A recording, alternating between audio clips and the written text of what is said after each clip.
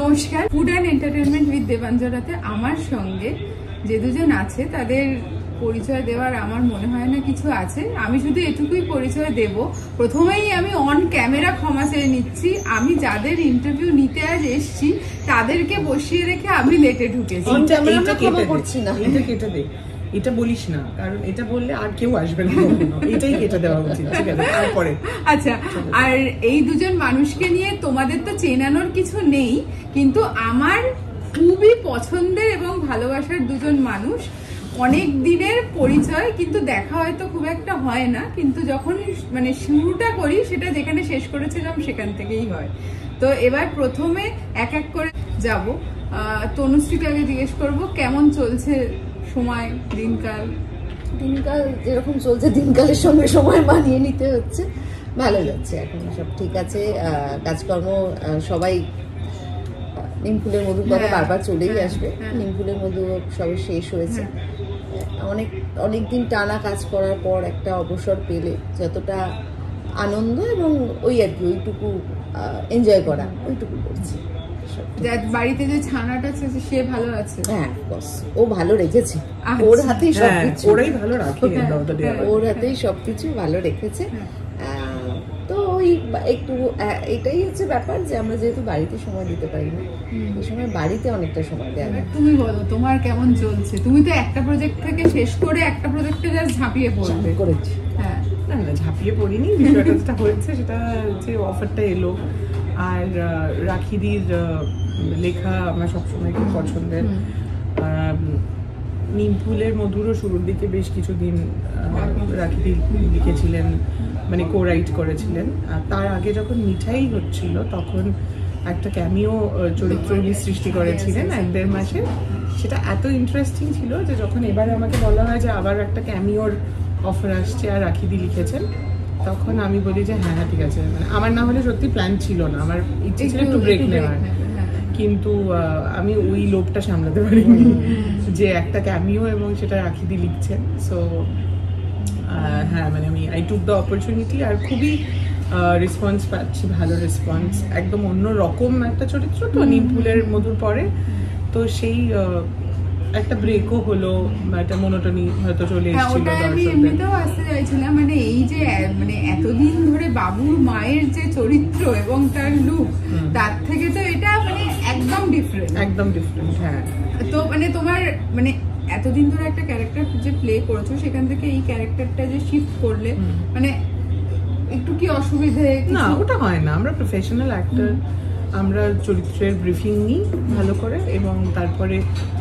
যেটা হয় সেটা হচ্ছে যে প্রথম দিন আমরা যে কোনো চরিত্রই যখন প্রথম দিন করি, আর যখন সেটা 2 সপ্তাহ পরে করি, তখন ডেফিনেটলি এটা জার্নি হবে, তো সেইটুকু চেঞ্জ হয়। বাট আদারওয়াইজ যে ভীষণ বেরোতে পারছি না ওই চরিত্রটার থেকে, এটা কখনোই হওয়া বাঞ্ছনীয় নয়। এটা আমাদের কাছে এক্সাইটমেন্ট, মানে একটা টানা কাজ করলাম, সেই ভালোবাসাটুকু ওইখানেই রইলো। পরে যখন প্রজেক্ট আসে সেটা নিয়ে আমরা কনস্ট্যান্ট ভাবতে থাকি, এটা এইভাবে করবো, এটা এখানে এইগুলো করবো, ওটা বাঁচিয়ে রেখেছে করবো, এই লুক করবো। তো ওটা একটা অন্য আনন্দ এবং অন্য এক্সাইটমেন্ট, সেটাই। আর তারপরে যে কোনো জায়গাতে একটা প্রসেস থাকে, মানে লুক সেট হবে, ব্রিফিং হবে, তো এমনি তুমি চরিত্রটার মধ্যে আস্তে আস্তে ইনভলভ হয়ে যাবে। No doubt that Krishna from নিমফুলের মধু ওয়াজ আ, মানে আমার জীবনের আমি বলবো যে একটা বিশাল বড় বেঞ্চমার্ক তৈরি করে দিল।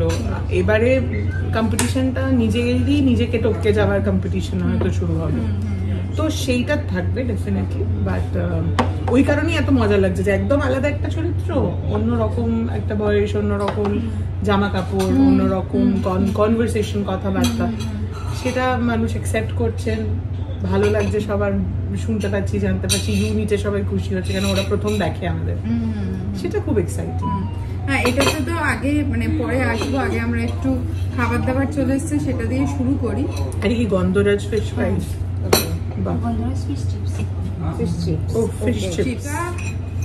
অরিজিতা দি আর তনুশ্রী দুজনকে একসঙ্গে বসানোর যেটা মেন হচ্ছে, মানে মেন ব্যাপার যেটা, সেটা হচ্ছে সত্যি নিমফুলের মধুর যে বন্ডিংটা ছিল। নিমফুলের মধু শুরু হয়েছিল কবে এটা বলো, কোন সালে? 2022 সালের 28 নভেম্বর।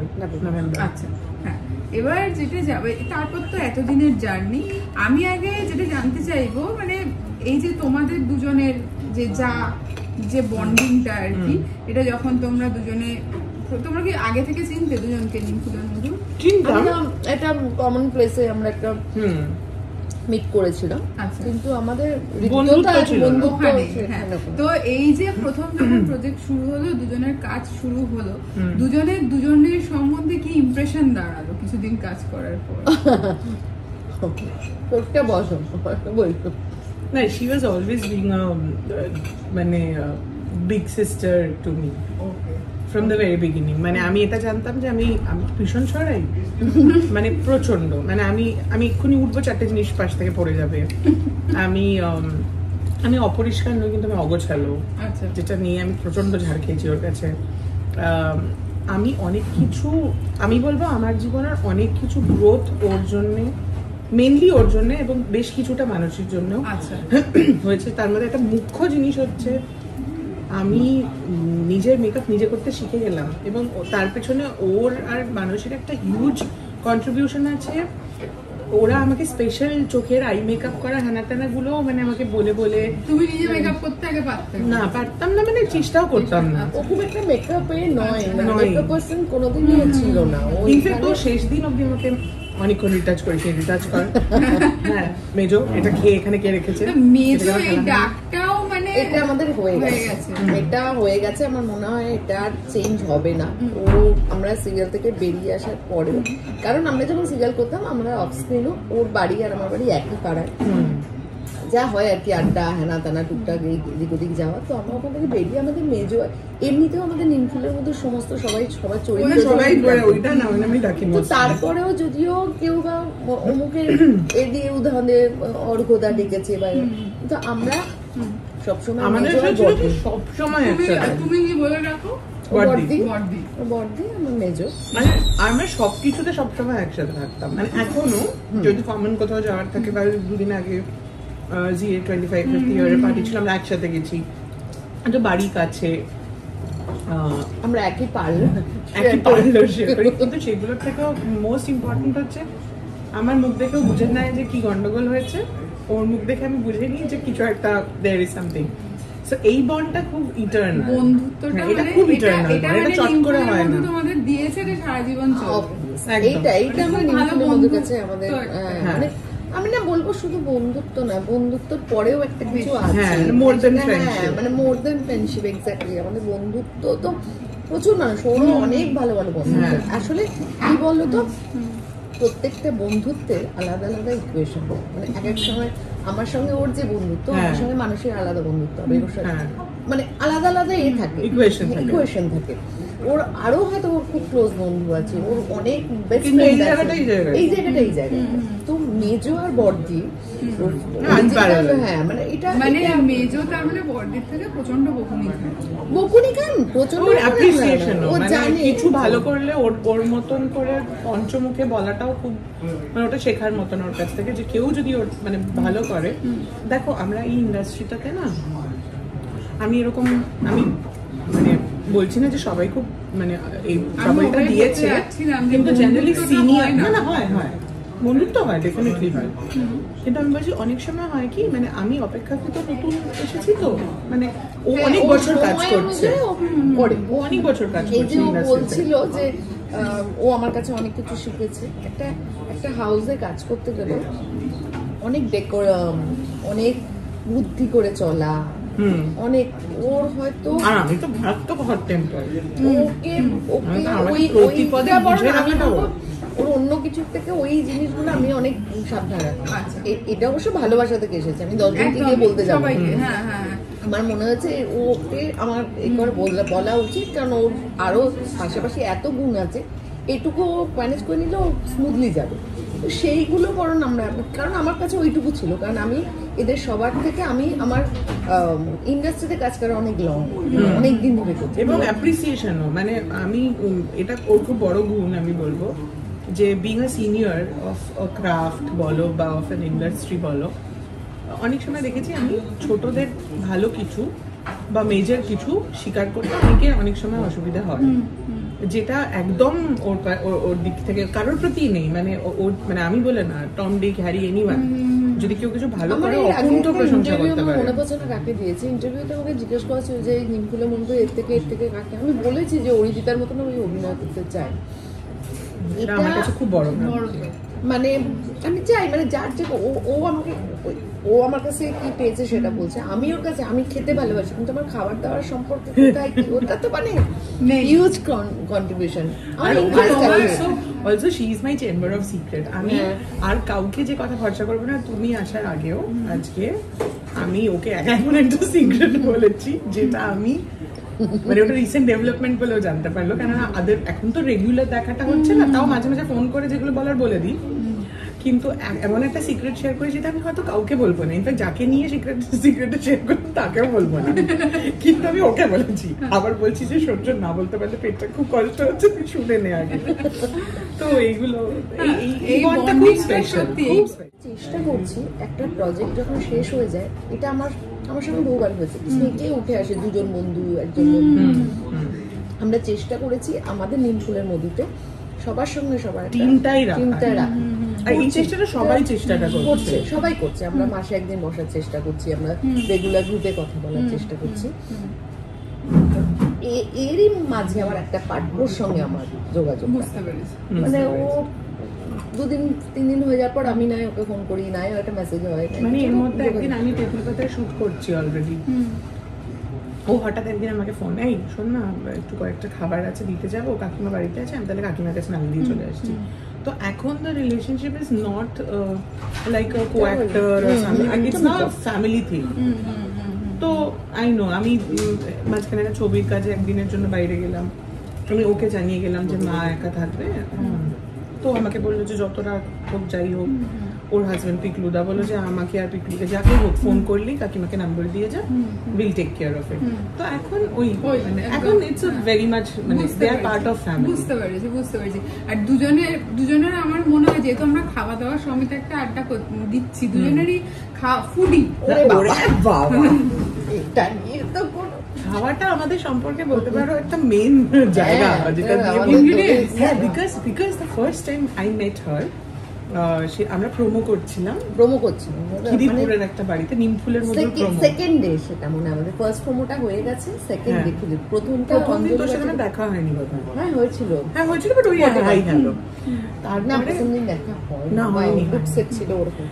পরের দিন যখন আমার দেখা হয়েছে, আমরা ওই খিদিরপুরের পুরোনো বাড়িটায় প্রোমো করছি, যে যার মতন, কিন্তু মানে প্রমোদ দিন যা হয়, প্রথম একটা প্রজেক্ট শুরু হচ্ছে, কেউ কাউকে অত চেনে না, কেউ কাউকে চেনে না, তেমন কেউ কথা বলছে না, যে যার মতন খাবার অর্ডার করছে, খাচ্ছে বা প্রোডাকশনে বলছে। তার মধ্যে কিভাবে যেন ও আর আমি একটা আঁতাত তৈরি করলাম, করে আমরা খিদিরপুর ইন্ডিয়া থেকে বিরিয়ানি আনিয়ে আমরা হ্যাঁ, এবং ফার্স্ট মিটিং, আর আমরা ওইরকম সারা গা ভর্তি গয়না এরকম মানে বিয়ের আট করে শাড়ি পরে, হঠাৎ লোকজন ঢুকে দেখেছে একটা পুরোনো বাড়িতে শুট হচ্ছে, পুরোনো একটা পালঙ্ক মতন, সেটার একটা কোনায় বসে দুজনে মিলে থালায় বেড়ে বিরিয়ানি খাচ্ছি। তখনই মনে হলো যে এইটা থেকে কিছু মনে হয়নি, সব থেকে অর্গানিক্যালি হয়েছে, মানে ওই আর কি, মানে ওটা বলছি যে এখন আমরা মেলাতে পারি। হ্যাঁ, আগে জানতে চাইবো, তোমারটা তো এখন একটু বললে ব্রেকে আছো, অরিজিতাদির কাছে জানতে চাইবো, বললে ক্যারেক্টারটা ইন্টারেস্টিং সবকিছু, তো মানে একটা যেটা হয় যে নিমফুলের মধ্যে তো একটা অন্যরকম ক্যারেক্টার ছিল, তার থেকে একটা তুমি সিরিয়াস একটা ক্যারেক্টার, এটা একটা এতে পেলে করছো, ঠিক আছে। এরপরে আমি যদি বলি, মানে তুমি তো ওয়েব ফিল্ম সবই করেছো, তো সামনে আপকামিং যদি দেখি তুমি মানে কিরকম ধরনের কাজ করতে চাইছো। এখানে বলে রাখা ভালো, এই ইন্টারভিউটি কিলবিল সোসাইটি মুক্তির কিছুদিন আগে নেওয়া। কিলবিল সোসাইটি, আচ্ছা, হেমলক সোসাইটি সিকুয়েল সবাই জানেন, শ্রীজিৎ মুখার্জির ছবি। তো ওটা আমার খুব মানে একটা বড় কাজ আসছে আর কি সামনে, মানে আমার কাজটা খুব বড় কিনা জানি না, কিন্তু গল্পে একটা বলো তাহলে একটু যদি বলো। এতই আর কি সবাই জানে যে হ্যাঁ প্রমোশন শুরু হয়েছে, কালকে আমাদের মিউজিক লঞ্চও হলো। আমি খুব বেশি বলতে এই মুহূর্তে অ্যালাউড নই, যেটুকু বলতে পারি সেটা হচ্ছে যে সবাই জানে মুখ্য চরিত্রে কৌশানী মুখার্জি আছে। কৌশানী এই গল্পে যে চরিত্রটা প্লে করছে সে একজন অভিনেত্রী। আচ্ছা, তো আমি তার ম্যানেজার। ওকে ওকে, সো এইটুকু এখন I know I can say. তো এই ছবিটা আসছে 10ই এপ্রিল আমাদের প্রিমিয়ার, 11 তারিখ থেকে হলে। সবাইকে দেখতে রিকোয়েস্ট করবো যে সবাই, এমনিও সবাই ইন্টারেস্টেড, কেন না হেমলক এত ইন্টারেস্টিং। এটা কি হেমলকেরই একদম সিকুয়েল হচ্ছে? এটা হেমলকের sequel definitely, but with a major twist. হ্যাঁ, হাইফাই টুইস্ট, বিকজ টিজারেই বোঝা গেছে যে পরমব্রত বলছেন যে আমি এখন আর আনন্দকর নই, আমি এখন মৃত্যুঞ্জয় কর, এবং সোসাইটিটাও পাল্টে গেছে। হেমলক থেকে কিল বিল, এখন মৃত্যুঞ্জয় কর এখন মারে এবং বিল রেস করে। So the kill and bill is there from there. So সেই ছবিটা আসছে সামনে, খুব ভালো লাগবে যদি সবাই দেখে। একটা জিনিস বলো, মানে তুমি তো সৃজিতার সঙ্গে আরেকটা কাজ করেছো, রাইট? ইনফ্যাক্ট ওটাই আমার গেটওয়ে এই কাজটা পাওয়ার, কারণ যখন আমি এক্সপ্রেম করি তখন সদ্য সেকেন্ড লকডাউন শেষ হয়েছে, আর না চলছে সেকেন্ড লকডাউন, তার মাঝে আমি অডিশন দিয়েছিলাম। হ্যাঁ, খুব ইন্টারেস্টিং ছিল। তখন আমি অডিশন দিয়েই পেয়েছিলাম কাজটা। This time I think I am lucky enough. এবার আমি ডিরেক্ট ফোন পেয়েছিলাম, শ্রীজিতা ফোন করেছিলেন এবং বলেছিলেন যে তোর জন্য একটা চরিত্র আছে কিল বিলে, তুই করছিস। তো সেটা আমি বলবো, একটু ওনার সঙ্গে কাজের অভিজ্ঞতাটা শেয়ার করো। এবারে তো খুবই ইন্টারেস্টিং। আগেরবার যেরকম, আগেরবার আমি একটু ভয়েও ছিলাম, কেননা প্রথমবার অত বড় ডিরেক্টর, তাদের তো একটা আলাদা অরা থাকে। তো আমি আগেরবার খুবই এরকম করে গিয়েছিলাম, আর তারপরে but I did the scene well. অন্তত ওনাদের খুবই ভালো লেগেছিল, দর্শকরাও ভালোই ফিডব্যাক দিয়েছিলেন। তো তখন সৃজিতা কিন্তু বলেছিলেন যে সৃজিতা মাথায় রাখবেন আমাকে। সো আমার কাছে ওটা খুব বড় প্রাপ্তি ছিল, কেননা আমাদের কাছে রিচ করার মতন আর খুব বেশি কিছু নেই। We are not coming from a family with background যে আমাদের ইন্ডাস্ট্রিতে আমাদের ফ্যামিলি কাজ করে। আর এটাও বলতে পারবো না যে আমরা খুব, আমি অন্তত মানে খুবই খারাপ পিআরে, আমার নেই পিআর স্কিল জিরো এই মুহূর্তে দাঁড়িয়ে। অন্তত আমার কোনো মানে সেই অর্থে পার্সোনাল অ্যাসিস্ট্যান্ট কেউ নেই।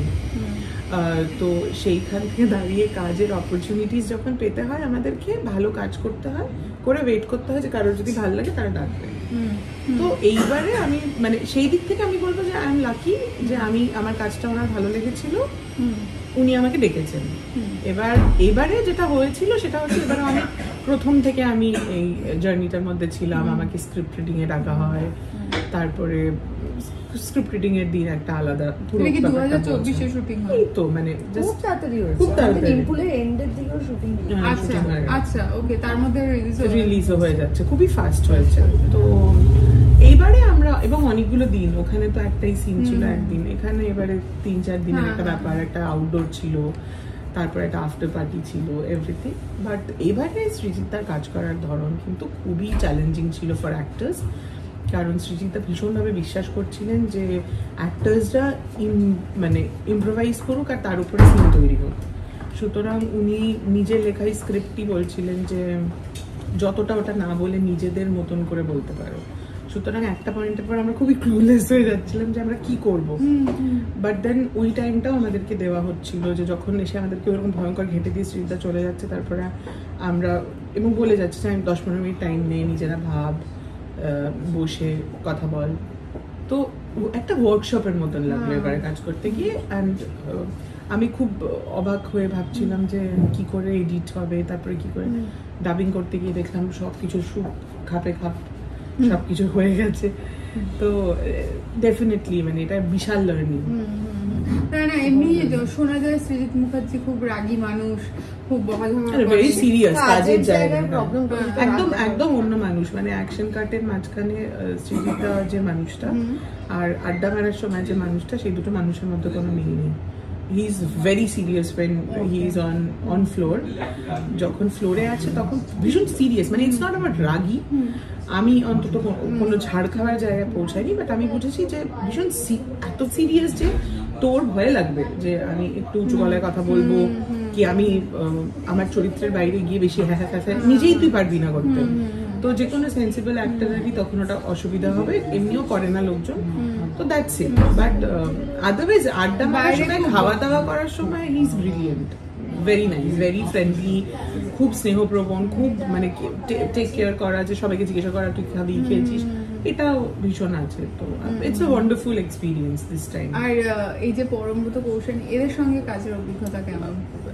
মানে পরমদার সাথে আমার খুবই কম সিন ছিল, বাট পরমদার সাথে আমার মানে কথা হয়েছে রিগার্ডিং মেনি থিংস, আর খুবই মানে খুব সেরিব্রাল মানুষ, যার ফলে যা হয় মানে যে কোনো কনভারসেশন হলে সেটা খুব ভালো লাগে, শিখি অনেক বেশি।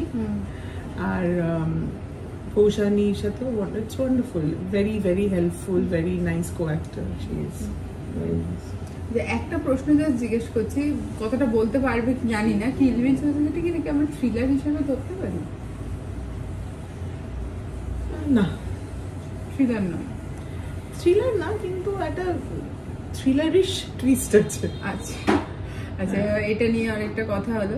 এবার তনুশ্রীর কাছে একটা জিনিস আমার অনেকক্ষণ ধরে মাথায় ঘুরছে, চুপচাপ বসে আছে, তাই জন্য ভাবলাম ব্যাপারটা নিয়ে একটু জিজ্ঞেস করি। যেহেতু তুমি মানে অনেক দিন ধরে ইন্ডাস্ট্রিতে আছো, অনেকটা কাজ করে, অনেকটা পরিশ্রম করে আজ এই জায়গায় পৌঁছেছো, তো আজকাল খুব একটা এটা কথা উঠেছে যে এখন নাকি কাস্টিং করা হয় যাদের ফলোয়ার বেশি, এইসব দেখে। আমিও বলবো, হ্যাঁ, যাদের ফলোয়ার বেশি, তারপর এইসব যারা রিল করে সেসব দেখে তা ক্রিয়েটাররা আর কি অভিনেতা অভিনেত্রী হয়ে যাচ্ছে।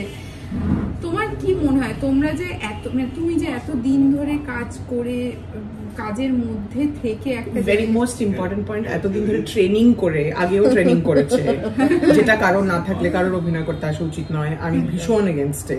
ও প্রচুর ট্রেনিং করেছে, থিয়েটার করেছে, অনেক কিছু করেছে, ও জীবনে ওয়ার্কশপ করেছে, তারপরে অভিনয় করার সেই জন্যই তোমার কি মনে হয় এই যে প্রসেসটা এখন নতুন শুরু হয়েছে, এটার মাধ্যমে কি ভালো অভিনেতা অভিনেত্রী তৈরি করা সম্ভব, বা তারা কি সাস্টেন করতে পারবে? কিছু না করেও অনেক অভিনেতা অভিনেত্রী আসছে, তারাও কিছু মানে রিলস থেকে এলো না, মানে নর্মাল এলো, তারাও অনেকে টিকছে।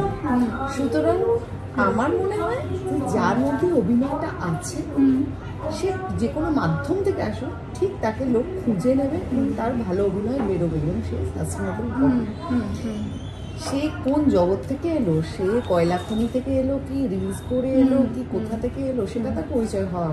হ্যাঁ, সেটা হয়তো তার মাধ্যম হয়ে গেছে, লোক চিনে গেছে, কিন্তু তার মধ্যে যদি জিনিসটা থাকে, প্রতিভাটা থাকে, ভালো কন্টেন্ট যারা বানায় তাদের মধ্যে অনেকেরই কিন্তু ভালো কন্টেন্ট বানায়, কিন্তু মুশকিল হয়ে গেছে এই আমরা শুনছি ফেসবুকে টাকা দেওয়া বন্ধ করে দিচ্ছে। কেন হচ্ছে?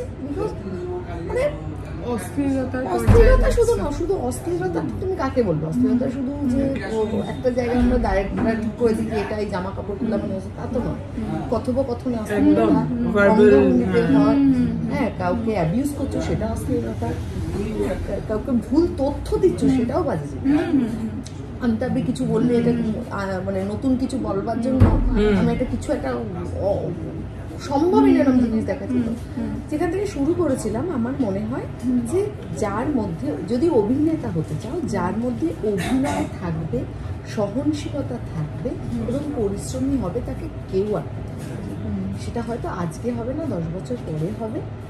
আমরা বারবার চলে যাই বম্বের দিকে চোখ রেখে দিই, কারণ আমাদের সাথে ভুড়ি ভুড়ি সামনে ওরকম আছে, পঙ্কজ ত্রিপাঠী বা ভুড়ি ভুড়ি একটা সময় আসবে, আরো কপালে থাকতে খুব তাড়াতাড়ি আসবে। আর কপালটা খুবই বড় জায়গা এখানে, মানে খুব ভালো ভালো অভিনেতাকে আমরা এখান থেকে দেখেছি, হলো না, পারলো না, অনেক করেছে, অনেক অনেক বলো এই মানে বলছি তো, আমার এখন হয়তো নামগুলো সবসময় মনে পড়ছে না, কিন্তু এরকম আছে যে অনেক 40-এর পরে শুরু করেছে, তাদের লোক জানতে শুরু করেছে। বোমান ইরানি মানে ইন্ডাস্ট্রিতে তার মধ্যে আছে বলেই না তারা। সুতরাং আমার মনে হয় এই ফাইটটা করে লাভ নেই, যে কন্টেন্ট সে রিলস বানিয়ে এসেছে কি, যার মধ্যে থাকবে প্রতিভা এবং সহনশীলতা, পরিশ্রমী হবে এবং ওই আর কি কিছু টেকনিক্যালিটি জানতে হয়, সেটা করতে হবে। এইটা একমাত্র তোমাকে এক্সপিরিয়েন্স দেবে, টেকনিক্যালিটি কি কি কাজ, কিংবা ট্রেনিং গুলো একদমই তাই। টেকনিক্যালিটি আমরা যখন থিয়েটার করছি তখন থিয়েটারের টেকনিক্যালিটি জেনেছি, যখন সিরিয়াল করছি তখন তার থেকে থিয়েটার থেকে কিছু তো আলাদা, সেগুলো জেনেছি। আবার যখন আমরা ছবি করছি তার এইগুলো আমরা এই এক্সপিরিয়েন্সগুলো গেইন করছি, এইগুলো আমরা বিভিন্ন জায়গায় কাজে। অভিনয়টা থিয়েটার বলো, তুমি সিনেমা বলো, বা এইগুলো শুধু তোমার অনুশীলন, গলার অনুশীলন, স্টেজ ফ্রি শরীরের অনুশীলন। আমি প্রচুর থিয়েটার আর্টিস্টকেও দেখেছি দিনের পর দিন থিয়েটার হয়ে গেছে, ভালো অভিনয় করেন না তারা, থিয়েটার করলেও যে না, সব নট নেসেসারি না। সুতরাং সবার আগে তোমার ভেতরে কি আছে, একটা তুমি বেসুরো মানুষকে যতই সরগম যোগাও, সে হয়তো গানটা তুলে বলতে পারবে কিন্তু সুর তার কেটে যাবে, সেটা তোমার ভেতরে থাকে। তো আমার মনে হয় এই ফাইটটা না করে, কারণ আমি তোমাকে আজকে বলবো যে কেন এ দেখে চেষ্টা করা উচিত নয়, কিন্তু আমার কোথাও একটা মাথায় আছে আমি কি করে ইনস্টাগ্রামে ফলোয়ার্স বাড়াবো, এটা প্রত্যেকের ভেতরে থাকে। কারণ আমার মনে হয় আমার বেশি মানুষ চিনবে, ফলোয়ার্স বাড়ানোর আমাদের আর্টিস্টদের একটাই যে মানুষ বেশি, আমার ক্রাফট হোক, আমার প্রতিভা হোক, সেটা ছড়ানোর একটা উপায় হচ্ছে আমাদের খুলে দিয়েছে ইনস্টাগ্রাম, ফেসবুক। আমরা আমাদের সেই জায়গাগুলো কিভাবে কাজে লাগাবো আমাদের ব্যাপার, সেই জায়গাগুলোকে আমরা করি। সেখানে আমিও চাই আমার ফলোয়ার্স বাড়ুক, আমার ফলোয়ার্স দেখে যদি কেউ কাজ করে সেটা আমি লাকি বলবো, কিন্তু আমার ভেতরে যে কিছু না থাকলো, আমার ফলোয়ার্স দেখে আমার কাজ করলো, আমার ভেতরে ঘুম ধরে আছে, হবে না, বেরিয়ে আসবো। একটা দুটোই হবে, মানে ওই মোগলাই পরোটা, এই পরোটা সব একটা দুটোই হবে। তারপরে যদি না ভেতরে কিছু থাকে, তারপরে কিন্তু আমার মনে হয় যে এই কন্ট্রোভার্সিটা এইভাবেই দেখা উচিত। তুমি তো থিয়েটার, তোমার কি ব্যাকগ্রাউন্ড থিয়েটার? হ্যাঁ, থিয়েটার থেকে তুমি এসছো, তো তুমি মোটামুটি থিয়েটার কবে থেকে, মানে কিরকম বয়স থেকে শুরু করেছো? এই ক্লাস 2-3 থেকে তুমি থিয়েটার করছো? আচ্ছা, তারপর মানে তোমার প্রথম যে অভিনয় ব্রেকটা, সেটা কোথায় এলো? ব্রেক বলতে মানে কোনটাকে ব্রেক বলছি? মানে টেলিভিশন বলো বা ফিল্ম বলো, মানে টেলিভিশন খুব ডেলিবারেটলি, খুব কনসিয়াসলি 2018। আচ্ছা, হ্যাঁ, মানে 18তে আমি একটা ডাক পাই, আমাকে আমার থিয়েটারের ছবি ইত্যাদি দেখে আমাকে ডেকে পাঠানো হয়, আর সেই প্রজেক্টটা হয়নি। আচ্ছা, সেটাতে আমাকে রিজেক্ট করা হয়েছিল, আমাকে দেখতে ভালো লাগছে না, কিসব আচ্ছা, ওকে, বক্তব্য ছিল। সব পাল্টে যায় কিন্তু, হ্যাঁ, এগুলো খুবই আপেক্ষিক, কিন্তু ওই টাইম লেগেছে প্রুফ করতে যে তারপরেও কিছু করা সম্ভব হয়তো। তো ওই 18 থেকে, এবং তখনও আমি চাকরি করছি, এবং আমি একদমই ভাবিনি যে কোনোদিন আমি পুরোপুরি, হ্যাঁ, মানে আমার ছিল যে অভিনয় করতে হবে, কেননা ওটা নিঃশ্বাস প্রশ্বাসের মতন হয়ে গেছে, এত বছর ওটা নিয়েই পড়াশোনা, প্র্যাকটিস, এভরিথিং। তো কিন্তু আমি জানতাম আমি থিয়েটার করবো আর চাকরি করবো, কেননা থিয়েটারে তো ফাইনালি পুরোপুরি পেট চালানো সম্ভব নয়, তাই চাকরি একটা করতে হবে। এবং ওই মধ্যবিত্ত বাড়িতে বড় হয়েছি, বাবা মা ছোটবেলা থেকে বলছেন পড়াশোনা ভালো হতে হয়, চাকরি করতে হয়, তো ওইগুলো মন দিয়েও করতে হয়েছে পাশাপাশি, এবং থিয়েটার করতাম, মানে সকাল থেকে রাত অব্দি, সকাল থেকে বিকেল অব্দি চাকরি করে, বিকেলের পর থেকে থিয়েটার এভরিডে, রোজ রিহার্সাল। কোনটা ছিল? আমার ছিল স্পেকট্যাক্টার্স এনসেম্বল। আচ্ছা, আচ্ছা। তো সেখানে নিজেকে ট্রেন করা, অন্যদেরকে ট্রেন করা, ঘুরে বেড়ানো, কাজ করা, এগুলো সবই করেছিলাম, এবং ভাবিও নি 2018 সালে যখন আমি তখন আমি সান বাংলা আইকুকোয়া বলে একটা সিরিয়াল করলাম, 1-1.5 মাস করছিলাম পুজোর ছুটির ফাঁকে, এবং ভেবেছিলাম যে এই পুজোর ছুটিটা কেটে, আমি ভাবতে পারিনি যে এই ইন্ডাস্ট্রিতে এতটা সিরিয়াস একটা জায়গা, এবং এই সমস্যাগুলোই হয় লোকের, অনেক লোকেশন রেজিস্ট্রেশন না, দিদি আমি একটু অভিনয় করতে চাই, কিভাবে চান্স পাবো, এটা ভীষণ সিরিয়াস একটা ইন্ডাস্ট্রি, এবং এখানে প্রচুর মানুষের পেট চলছে, খুব সিনসিয়ারলি কাজ করে, এবং এটা শুধু শখ মেটানোর জায়গা নয়। অনেকের এটা ধারণা যে কিছু না পারুক ভাই একটু অভিনয় করে, এবং এটা যে কত বড় কর্মকাণ্ড, সেটা আমি যখন প্রথম কাজ করতে শুরু করলাম তখন আমার ভুলটা আস্তে আস্তে ভাঙলো, মানে তার আগে আমারও খুব একটা ধারণা ছিল যে আমি বলবো না এটা, এবং আমি বুঝলাম যে এটা একটা ফুল টাইম জব, একটা ভেরি সিনসিয়ার জব, এটার সাথে ছেলে খেলা করে লাভ নেই, আবার যে কাজটা করতে করতে এটাতে এসেছি সেটার সাথেও ছেলে খেলা করে লাভ নেই, কারণ আমি শিক্ষাক্ষেত্রে ছিলাম আর আমি খুবই সিনসিয়ার টিচার ছিলাম।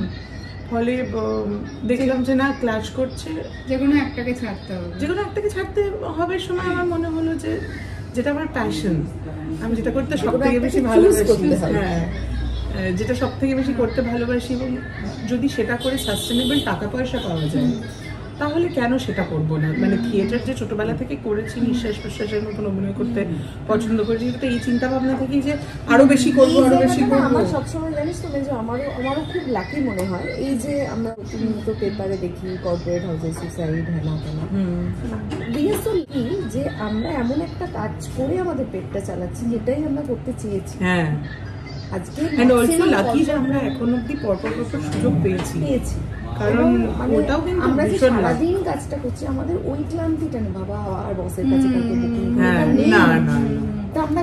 কালকে কি করবো, কি স্ক্রিপ্ট এলো, কি সকালবেলা আমরা গুড মর্নিং বলি, এই জায়গায় আমাদের মতন লাকি আমার মনে হয় না কেউ। মানে আমরা যেটা করতে চাই সেটা করে আমরা পয়সাটা। তুমি তো প্রথম থেকেই অভিনয়তেই মানে আমি প্রথমে অ্যাঙ্কারিং দিয়ে শুরু করি, যাই হোক হ্যাঁ, কিন্তু তুমি আর কিন্তু চাকরি থেকে অভিনয় শিফট, এটা কিন্তু একটা বিশাল বড় রিস্ক। অভিনয় শিফট না, টেলিভিশন মানে একটা জব ছেড়ে দেওয়া আর কি, ছেড়ে দিয়ে সেটা রিস্ক, যে এটা কিন্তু এখন রিস্ক ও নিয়েছে। মানে ওর জীবনে এটা রিস্ক আছে, ব্যক্তিগতভাবে আমি যা জানি তার তুলনায় আমার রিস্ক নেই আর কি, কিছুই নেই।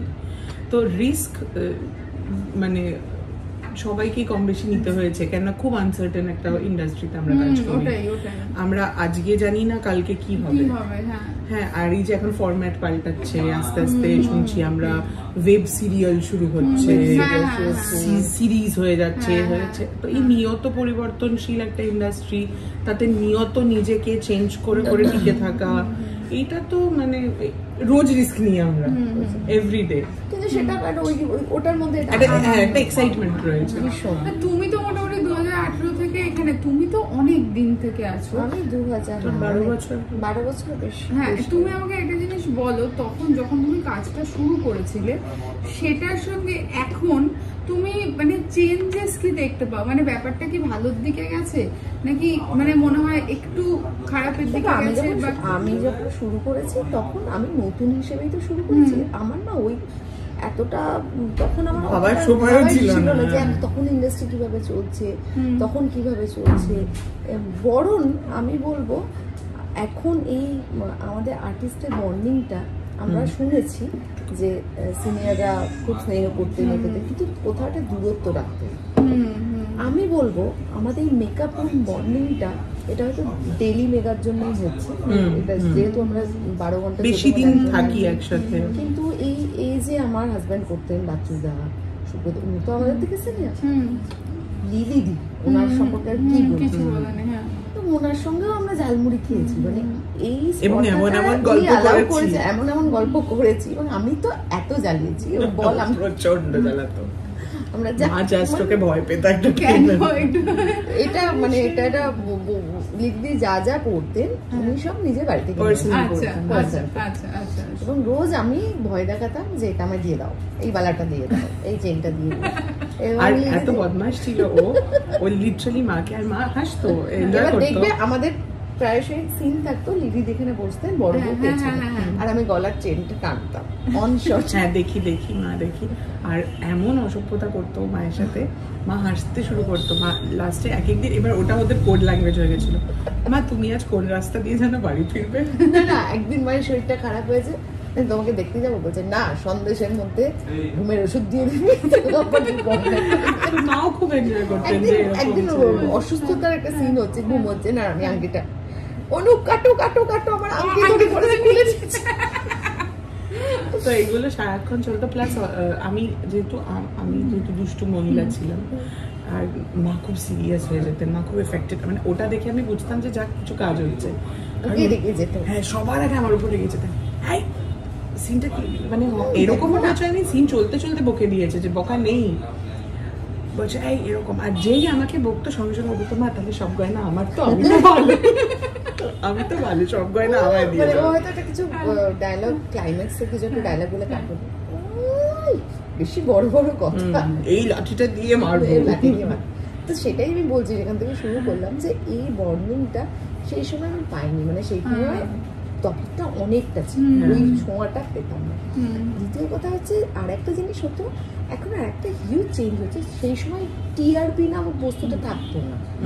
ক্রিয়েটিভিটি মানে ক্রিয়েটিভলি কাজ ডিরেক্টররা, তখন ডিরেক্টর শেষ কথা ছিল, মানে স্কাই ইজ দ্য লিমিট ছিল, তখন তুই যত পারবি তত, মানে ওনার কথাই শেষ কথা ছিল। এখন আমি বলছি না আমাদের কাছে ওনার কথা শেষ কথা, কিন্তু ওনাকেও ডিক্টেট করার, কারণ এটা কিছু করার নেই, ওনার উপরেও অনেক মানুষ আছেন যারা সিদ্ধান্ত নিচ্ছেন বা বলছেন, তখন কিন্তু ডিরেক্টরই বলতে, আমি যেভাবে দেখে এসেছি। এবং এই টিআরপি এখন তো আমরা অনেকগুলো চ্যানেল সত্ত্বেও আমরা 2-3টে চ্যানেলই আমাদের চোখের সামনে ভাসে, এবং তাদের ওই কম্পিটিশন আমাদের অনেক আগে লাইনার আসা বন্ধ। এখন কালকে গল্প কি সিন যাবে আজকে লেখা হয়, কারণ এই টিআরপির চক্করে।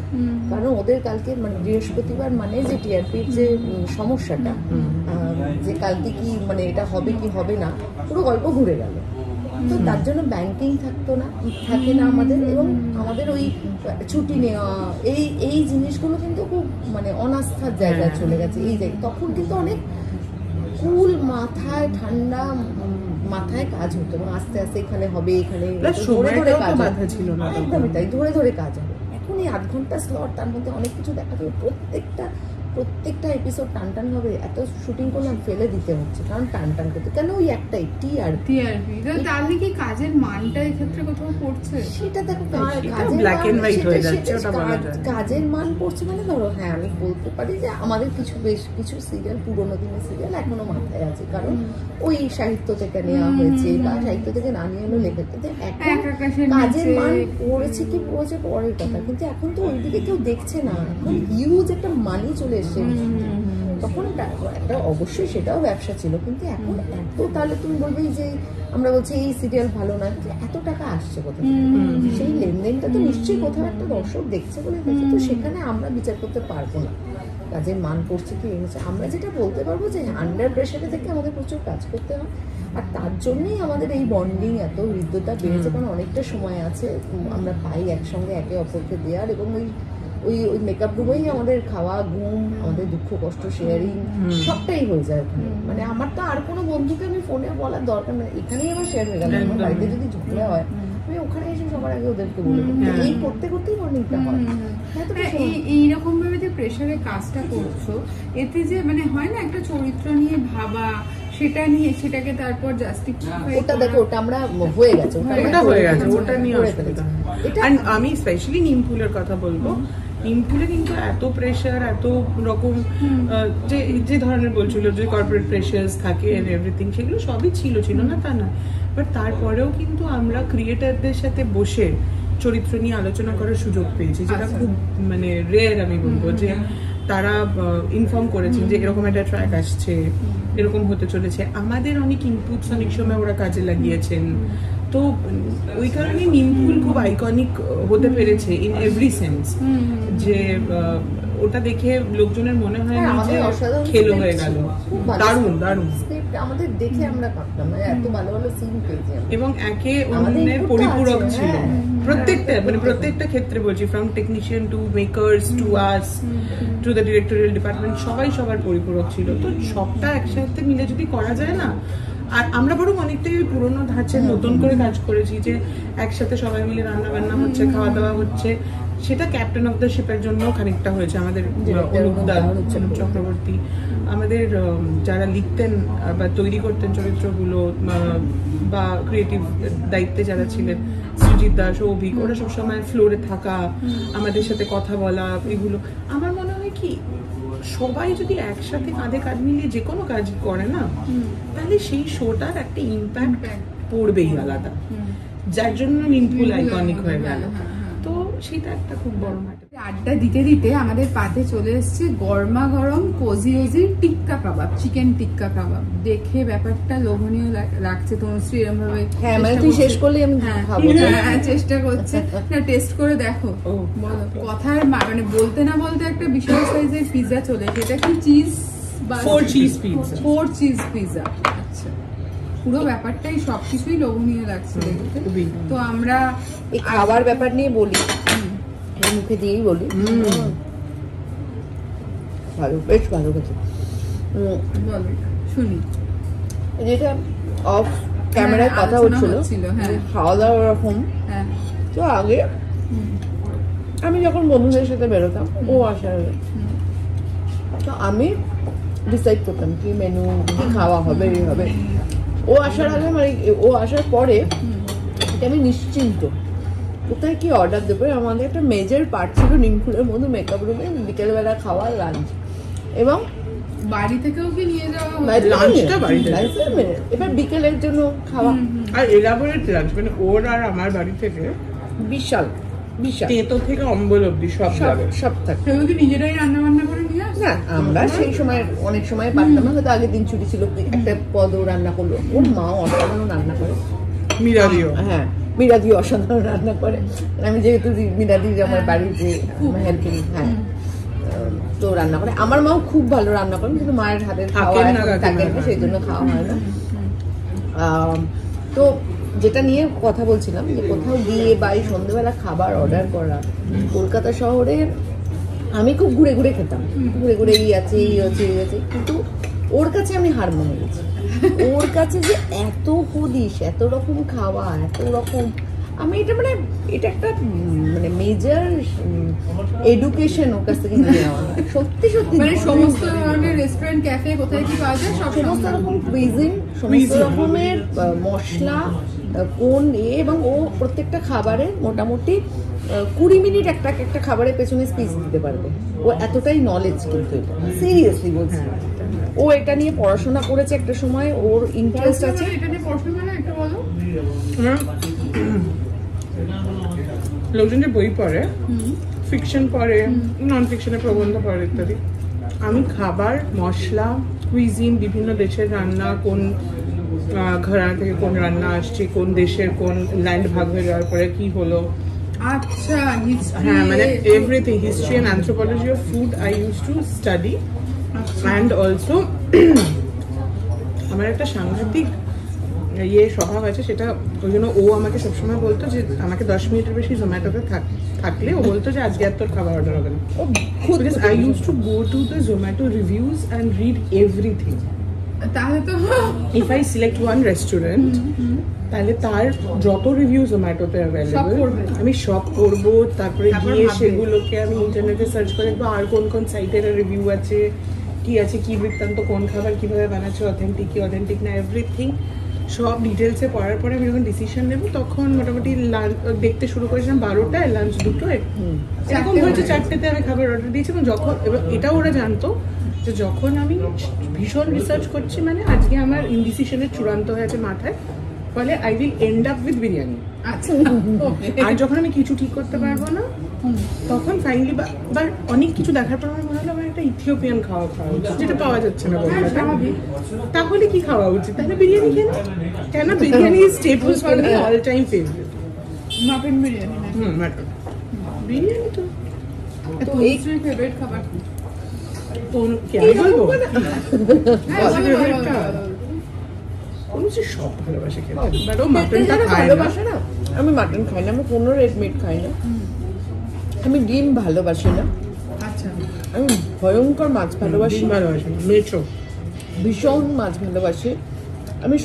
ইদানিং আমার নিরামিষ রান্নার উপর খুব ঝোঁক হয়েছে, যেটা আগে খুব একটা প্রেফার ছিল না, আমারও হয়েছে। এবং চিকেনের একটা সুবিধা হচ্ছে, চিকেন দিয়ে সবকিছু রেসিপি, কমফোর্ট ফুড হয়ে যাবে সব জায়গায়, পরিষ্কার খাবার, এই জন্য একটা চিকেন খাওয়া সহজ পাচ্ছ ইভেন। তো যারা খেতে ভালোবাসে তাদেরকে জিজ্ঞেস করতে নেই যে কি খেতে ভালোবাসে না। এই যে কমফোর্ট, আমরা মসুর ডাল সেদ্ধ আর আলু ভাতে যে কি রসিয়ে খাবো খেতে পারি, বা বড়ি, লাউ বড়ির তরকারি যে কি রসিয়ে খেতে পারি, তখন কাছে ওটাই আমার মানে সিজলার এরকম। হ্যাঁ, তোমরা খাদ্য রসিক যারা, তাদের কাছে সব খাবার তৃপ্তি করে দেয়, যেটা আমরা খেতে পারি। মানে আমি যেহেতু রেড মিট খেতে পারি না, সেটা আলাদা। যা যা আছে প্রত্যেকটা খাবারের কিন্তু আলাদা আলাদা স্বাদ, এবং তখন আমি সেই স্বাদটাই এনজয় করি। এমনি যদি বলি সারাদিনের মধ্যে হয় না, সারাদিন বাদে একটা কমফোর্ট ফুড যেটা খেয়ে আমার একটা মানে মুড অনুযায়ী, যেদিন যেমন মুড।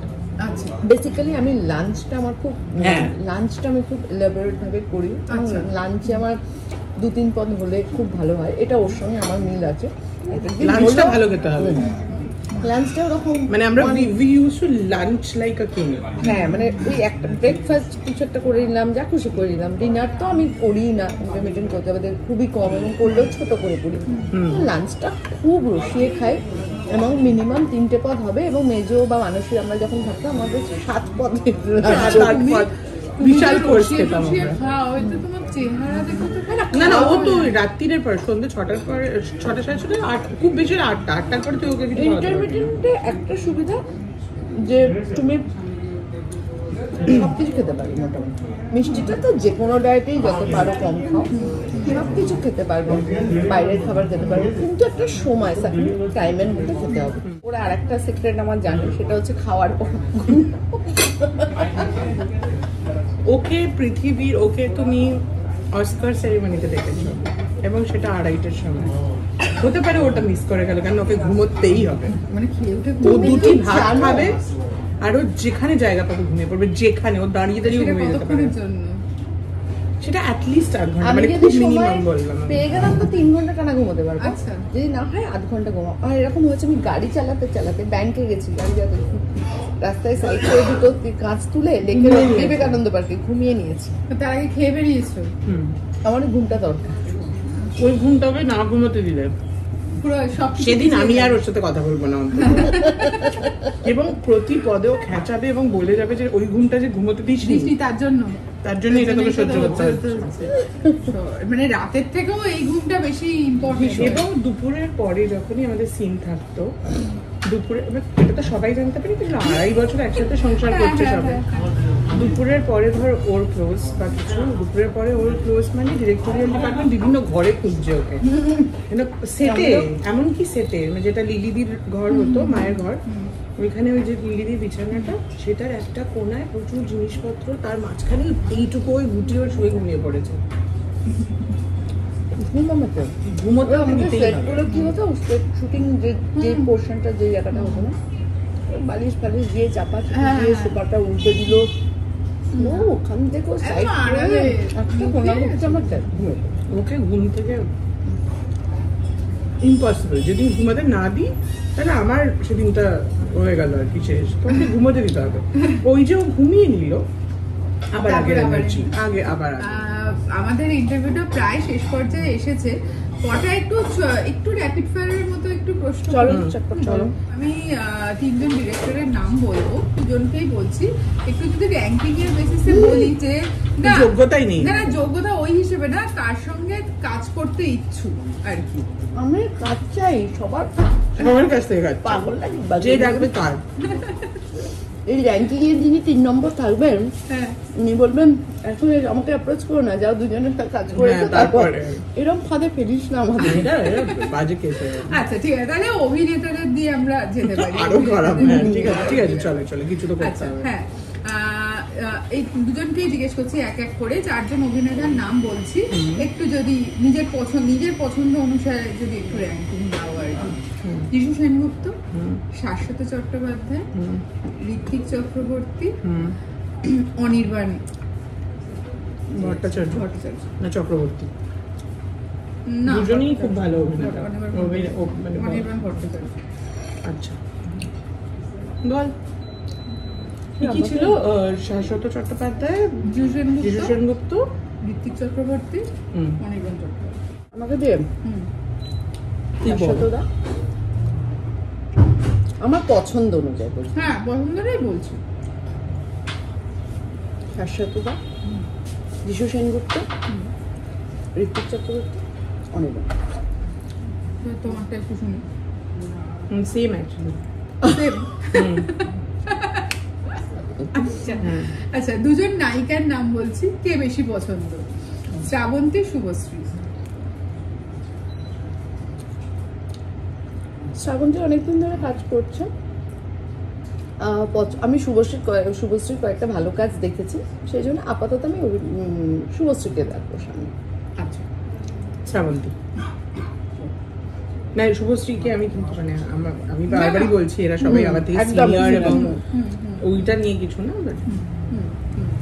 আচ্ছা, বোঝা গেল। একটু ডিরেক্টরদের নামটা নেই এত কিছু যখন হচ্ছে। খুবই চাপ। ওইভাবে না, একদম মনে পছন্দ একজন ডিরেক্টর পরে যার সঙ্গে কাজ করতে খুব ইচ্ছা। হ্যাঁ সেটাই বলো। কৌশিক গাঙ্গুলি। একদম। সেখানে আমার এখনো হয়নি, মানে আমার সৃজিতদার বাকেট লিস্টে আমার 2টো টিক পড়েছে, যদিও আমি চাইবো যে পরে সৃজিতদা যতগুলো ছবি করবে আমি করতে পারি। বাকেট লিস্টে কে কে আছে সেটা একটু আমার বাকেট লিস্ট খালি। সবাই আছে, সবাই আছে। তুমিই বলো। সবাই আছে আমার লিস্ট, তাও মানে খুব eager to work with obviously Kaushika. কারণ ওনার আমি শুধু আমি পরম দা ডিরেকশনে কাজ করতে চাই। আমি ডিরেকশনের কথা বলি, আমি কৌশিক গাঙ্গুলির অভিনয়ের খুব ভক্ত, ভীষণ ভক্ত। হ্যাঁ, ডিরেকশনের খুবই ভক্ত, মানে দেখেছি। এবং আমার একটা সময় ফেসবুকে লিখতাম যখন, তখন আমি টুকটাক রিভিউ লিখতাম, মানে দেখে এসে। এবং আমার কৌশিক গাঙ্গুলির প্রত্যেকটা ছবি লিখতে ভালো লাগতো। আর আমি ওনার অনেক বিভিন্ন জায়গায় বক্তব্য শুনেছি, অনেক মানে এত সুন্দর কথা বলেন না। আমার খালি ওই একটাই লোক যে এই মানুষটার ইন্টারাকশনে আসবো, মানে একটা ছবি করতে গেলে তার মানে কি বলবো, তার সাথে কাজ করার যে এটা, সেটা আমি করতে চাই। সেই জন্য উনি আমার খুব পছন্দের তালিকায় আছে। তাই মানে কৌশিক গাঙ্গুলি, প্রতিম বি গুপ্তা, ওর সাথে খুব আমি চাইবো specially after watching Tuthpari and চালচিত্র।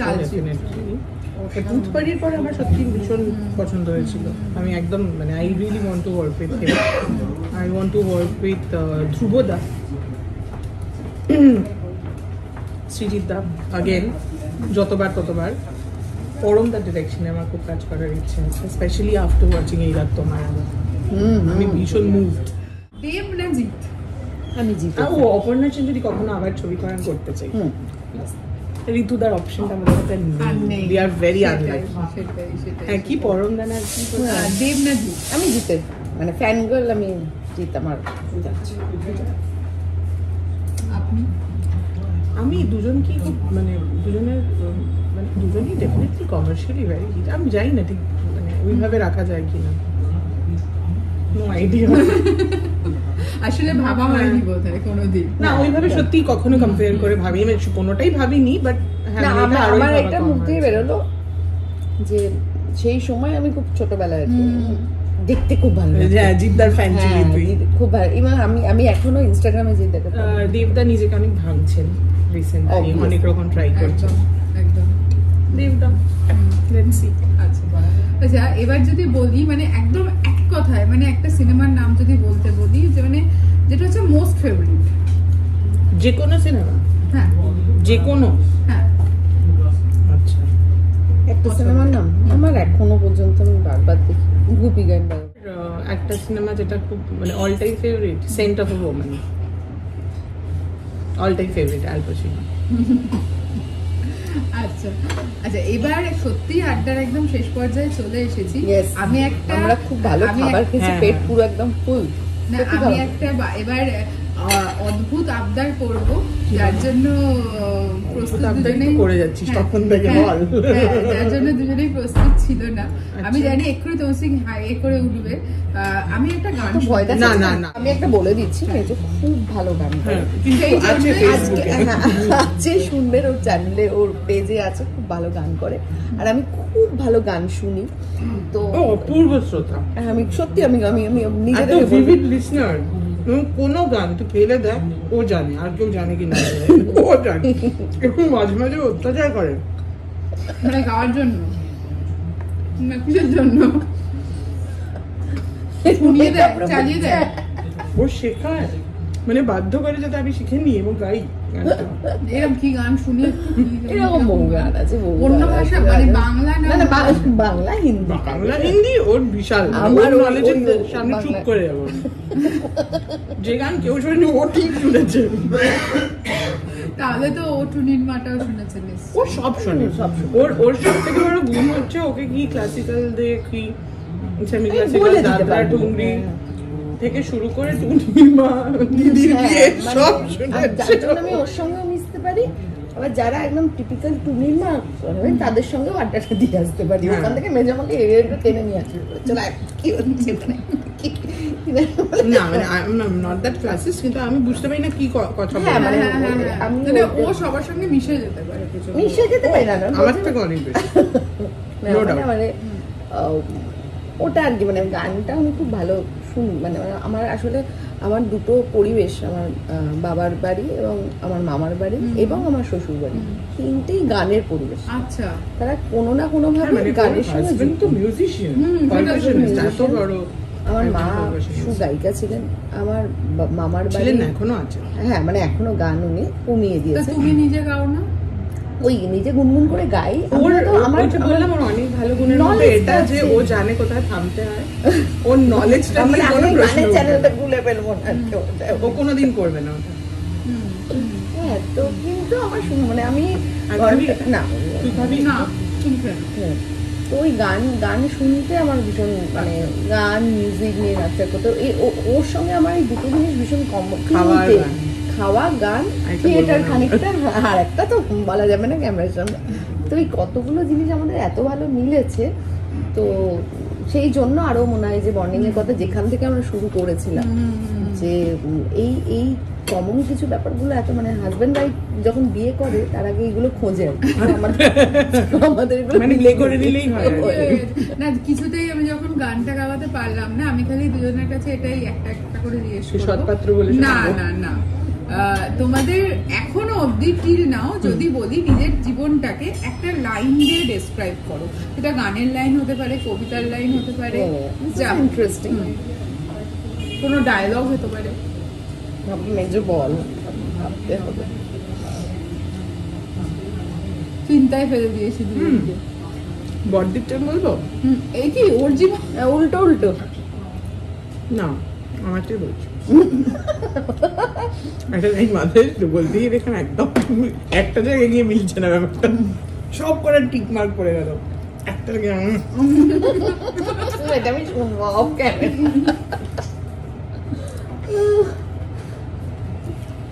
আর মনে হয় আমি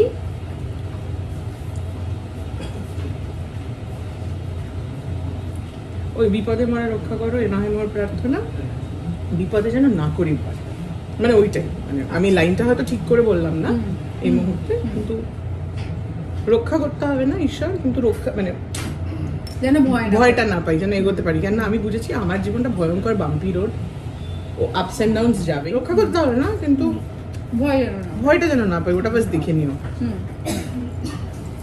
তোমারটা শুনি এবার, অনেকক্ষণ ভাবতে শুনি। আমারটা ওরটা একটা চাওয়া ওর জীবনের, আমার জীবন থেকে যেটা মানে খুব একটা পাকা মেয়েদের মতন কথা হবে বোধ আর কি। ও আমার থেকে ছোট, এই যেটা এখন আমার বোধ যেটা হয়েছে সেটা হচ্ছে জীবন কাতার প্রতি পাতার যতই হিসাব নিকাশ কিছুই হবে না, এটা কারেক্ট। এটা অনেকটা যেন আমিও মানে ম্যাচ করতে পারলাম মনে হলো। ঠিক আছে, আমরা একটা দারুণ আড্ডা দিলাম, আর অনেক ভালো ভালো খেলাম। Thank you very much Cozy OG cafe for the lovely food. তো আজকের মতো আড্ডাটা শেষ করছি। আশা করি আমি দেরিতে আসার যে আমার এটা সেটা না সেটা ক্ষমা নেই, একটু সেটা ক্ষমা করলাম না, কিন্তু খাবারটা ভীষণ ভালো লাগলো আর আড্ডাটা আর অনেকদিন বাদে দেখা হলো। আর আমি সাধারণত চেষ্টা করি যে তথাকথিত জার্নালিস্টদের মতো চোখাচোখা প্রশ্ন না করে একটু আড্ডার মতো করে ব্যাপারটা নিয়ে যাও। তনুশ্রীও এটা জানে, অর্জিতাদিও এটা জানে, এর আগেও আমরা করেছি এরকম ভাবে, তো সেটা আমারও খুব ভালো লাগলো। আর আমার চ্যানেলে আজকে ইন্টারভিউটা দেওয়ার জন্য অনেক অনেক ধন্যবাদ। Thank you. আপনারা দেখবেন সাবস্ক্রাইব আর বেল আইকন ইত্যাদি সব টিপে দেবেন। আমি মানে আমার বলা উচিত, আমি কোনোদিনই বলি না, যাদের বলতে তারাই বলে দেয়, এটা আমার জন্য ভালো, কারণ আমি ঠিকমতো বলতে পারি না। আর অবশ্যই কোজি ওজি ক্যাফেতে আসবেন, আমরা আর একদিন আসবো অফ ক্যামেরা। হ্যাঁ ঠিক আছে, তো আজকের মতো ইন্টারভিউটা এখানেই শেষ করছি। আবার দেখা হবে অন্য কোনো মানে জায়গায়, অন্য পরিচিত কিছু মানুষের সঙ্গে। ততক্ষণের জন্য টাটা।